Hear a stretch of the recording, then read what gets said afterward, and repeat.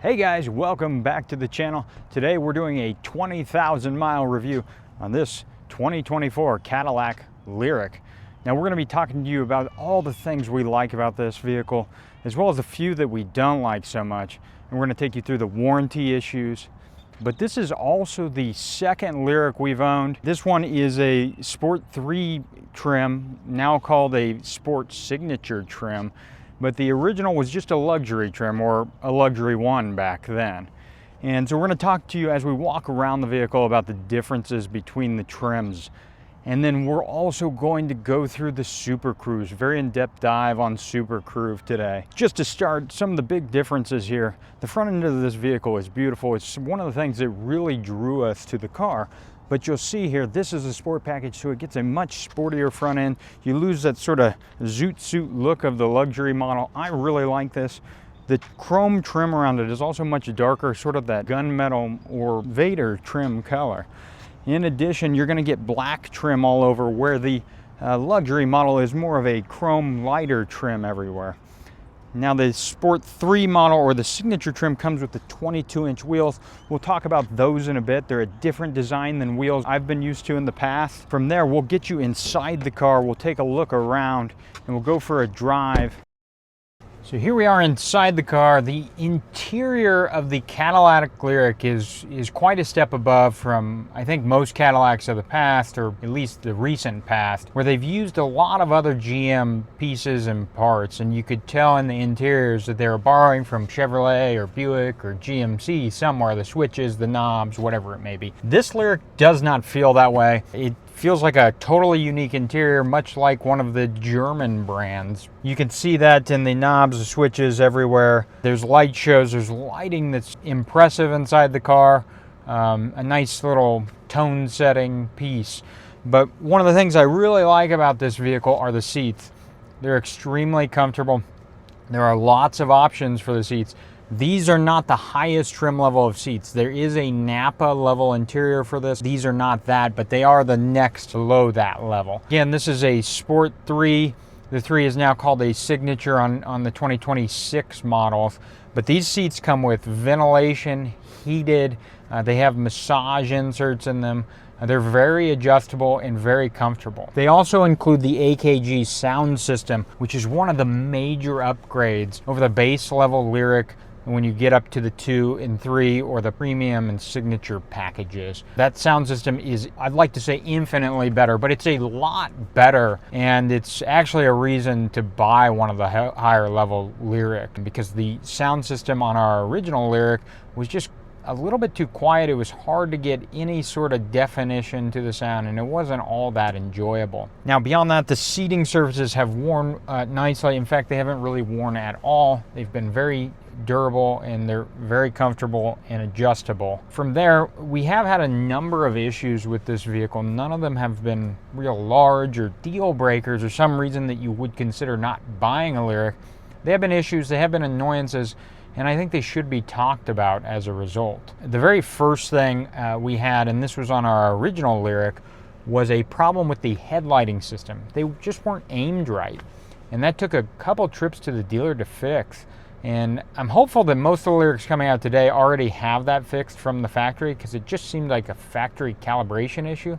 We had to go to a separate dealer who fixed it very fast, so it's possible our first dealer just wasn't real competent in that area, or competent because the car was so new when we got our first Lyriq. In addition, we had an issue where the Super Cruise lighting system here separated from the steering wheel. This is a quite beautiful and comfortable leather apportioned steering wheel. This is quite the visual experience here. It lights up green, Super Cruise is on. It's blue when Super Cruise is not on. But it started separating. It may have even been a safety issue, but the dealer very quickly replaced the steering wheel, and it was a non-issue after that. Another thing wrong with the vehicle, another thing that happened, was just the seat adjustment features over here. It's like the memory got reset and we couldn't set it how we wanted, and the seat would just continually, when you started the car, go forward until you pulled it back. Again, another software update, and it fixed it. It's one of the real problems with modern cars today, is that the software seems to be slightly less predictable than old analog systems. Easier to fix, quick updates fix most of the issues. but for whatever reason, little bugs pop in from time to time. And I don't think that's unique to Cadillac. We've found that on a lot of our various cars, from European cars to other American cars and Japanese cars too. There was a couple other little minor issues. One was a missing mic cover in the back that they just got a new one. Wasn't really a big deal. The last one was actually a vehicle damage issue. The dealer had curb rash one of the wheels right before we bought it, and they agreed to fix it and replace it. When they did that though, we picked the vehicle up and the TPMS sensor was off. The tire was good, it was full of air though, so there was some issue with it. We knew we had to go back, but in not very much time, that TPMS sensor seemed to have fallen out of the wheel. Now you might ask how that can be, but these wheels are designed differently. These 22-inch wheels that come on the Signature or 3 level, they actually have a separate TPMS sensor. So there's a valve stem area on the wheel. It's kind of recessed back. That gives it that very clean look. It looks like the wheel doesn't actually have a rim because of it. And then there's a separate place where the TPMS sensor screws into the wheel. And that is the piece that just, I guess it fell out. And the tire went flat very quickly. It's, you know, that big around. And we ended up driving on the run flats and ruining the run flats. When you drive on run flats, you ruin them. It destroys the sidewall usually. And so GM was very good about it, or maybe it was the dealer, not really sure, but they replaced the tire. They knew it was a manufacturing issue or a service issue, and so we got a new tire at no charge to us, and everything was made whole. Now, one of the other really cool features on this car is the Super Cruise system. There's a camera here, tells you when Super Cruise is on here. It's much like all the other GM vehicles. The camera or infrared system tracks your face and makes sure you're paying attention, but then it really drives the car for you, and it does a pretty darn good job. Not good enough that I would ever trust it to just drive and not pay attention, but I will tell you, these sort of systems on cars, whether it be Tesla, Cadillac, many other brands, they really make driving on the highway and long distances enjoyable, and they take away a lot of the fatigue that comes with driving large distances. And so if you're on a trip by yourself, especially where you don't have a driver to trade off with, this covers you. Engaging Super Cruise is as simple as setting cruise control, then looking for the white Super Cruise availability icon on the driver's display, and ultimately pressing the similarly looking Super Cruise button on the left-hand side of the steering wheel. You'll know Super Cruise is engaged when the green light on the upper portion of the steering wheel illuminates. And when you get stuck behind slow traffic, Super Cruise will look for an opening and it will change lanes, ultimately entering the passing lane. And then after it's past the slow traffic, we'll again look for an opening and change lanes back out of the passing lane. In addition, you can tell Super Cruise to look for a lane change just by operating the turn signal. The best way I can describe Super Cruise is that it's like adaptive cruise control, but on steroids. Unlike adaptive cruise control, it will not get stuck behind trucks, because it looks for openings and changes lanes while trying to keep you at the optimal speed, that speed you've set with cruise control. Super Cruise is an absolutely amazing feature on this vehicle, and it really takes a lot of the fatigue out of long road trips while using it. But it is not Tesla full self-driving, and the major reason it is not, and the reason it has shortcomings as compared to it, is solely because it will not follow your GPS. Those Tesla vehicles, you plug in a destination and the car will take you there. Super Cruise does not do that. But what Super Cruise does, it does extremely well, and it's very, very useful as a result. Now you can see here just how well Super Cruise is navigating traffic on these high-speed turns. But you can also tell that I'm ready to go, because just like the Mandalorian, I still don't trust these droids. And GM says the same. You should pay attention while driving Super Cruise and make sure you're ready to take over in case of an error. Cadillac did a really good job when they designed the powertrain and the suspension of this vehicle. You can see right there how quickly and smoothly it turns around. The wheelbase isn't that long, It is a mid-size SUV, but it turns, it feels quite sporty, yet also quite comfortable. So the ride is extremely smooth, even on rough roads, even with the 22-inch covered wagon-esque wheels with so little rubber on them. It doesn't seem to matter. In fact, we had the 20-inch wheels on the lower level sport or luxury 1 vehicle, and it doesn't seem to ride any different than that car. This Lyriq floats around. It feels like a Cadillac, quite honestly. And you can tell there is a little bit of body roll. It is an SUV after all, but it feels quite planted, and it's kind of amazing what manufacturers do with suspensions these days to make the cars feel so solid, so sporty, yet also so comfortable. And that's true of this Cadillac today. It does an absolutely wonderful job of keeping you and making you feel control, even in those hard acceleration moments where the car feels like, you know, it's accelerating so fast, even through a curve, and it just always feels planted. You can see it there.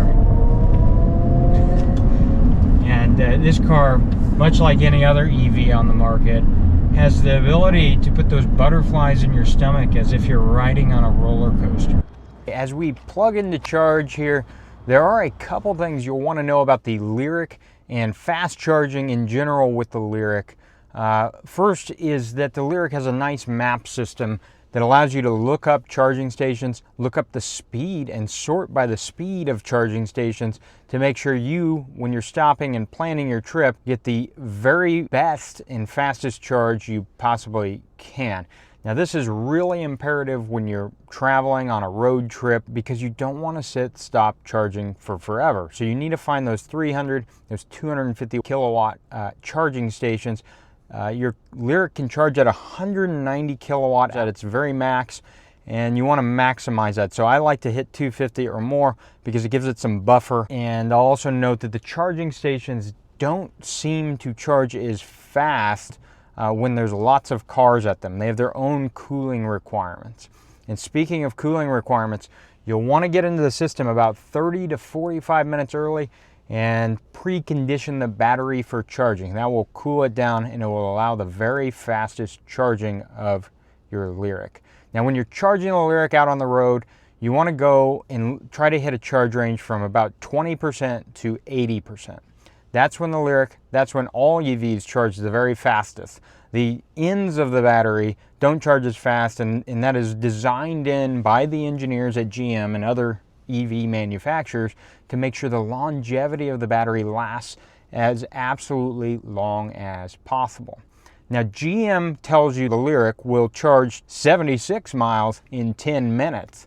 Now, that's 190 kilowatt hours, but I will tell you that it really only charges that rate right in the middle of the battery. Somewhere between 40 and 60% seems to be a little bit different every single time I charge it, but that's sort of the sweet spot. Overall, charging from 20 to 80% usually takes me about 45 minutes. It's not too long in the grand scheme of things. That'll, get me a good, 260 miles often. But again, that is why people have range anxiety. They talk about that. I think sometimes people talk about it in terms of running out of battery. That's not really my concern. But it does add a decent amount of time to your road trip when you have to stop multiple times. And what we've found when driving our Lyriq on road trips is that we like to make trips that take about one charging stop in there. And if you do that, the 45-minute break isn't so bad. Sometimes you can even cut it shorter on a shorter trip, and you don't have to charge your battery all the way. All right, here we are on the back side of the Lyriq with the tailgate open. You're seeing there is some pretty good trunk space here. You can also lay the seats down. They're controlled electronically with a motorized system. You can lay them down and get quite a bit of space if you're needing cargo. If you're needing to bring even a piece of furniture home, a small piece of furniture, you could fit it in here. It's pretty well laid out. It's pretty well designed. I think it's one of the better features with the Lyriq. I also think the storage underneath.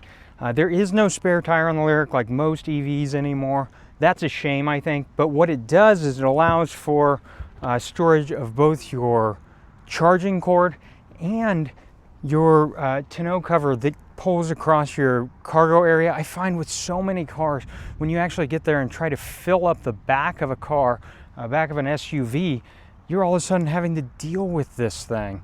And on the Lyriq, it pops out really easily, gives you more space, and you're able to actually pull it under here and stow it.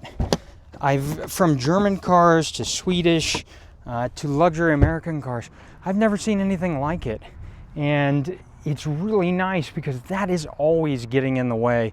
Yet I always want it in my car because I'm, afraid of thieves, and I like to protect from thieves. Well, the other thing is your charge cable comes in this nice briefcase. It also fits down here. There's a nice little trunk area recessed underneath the cargo area here. It's very well thought out. The one frustrating thing is there is the SD card slot back here. This car originally, when it was designed, said it was going to come with a 360 recorder, so you could record all the time, kind of like a dash cam. Cadillac never put it in here. It's got the SD slot though, and I'm just hopeful one day they turn it on and enable it with a software update. All right, as we pop the hood now, we'll take a look at the frunk. I'm just kidding, folks.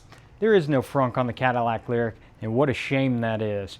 I'm told the GM engineers couldn't find the space with all the electronics and the inverter and such living up here, and so they did not add a frunk. That's something I think is really regrettable, because I think with the frunk it could have really completed the package here, would have given it just a little bit more storage, but I guess it is what it is. I really appreciate everyone watching. I want you guys to know how much we love this car. Again, this is 20,000 miles in this Lyriq, about 10,000 will last, so really 30,000 miles now on a Lyriq, and couldn't be happier with the purchase.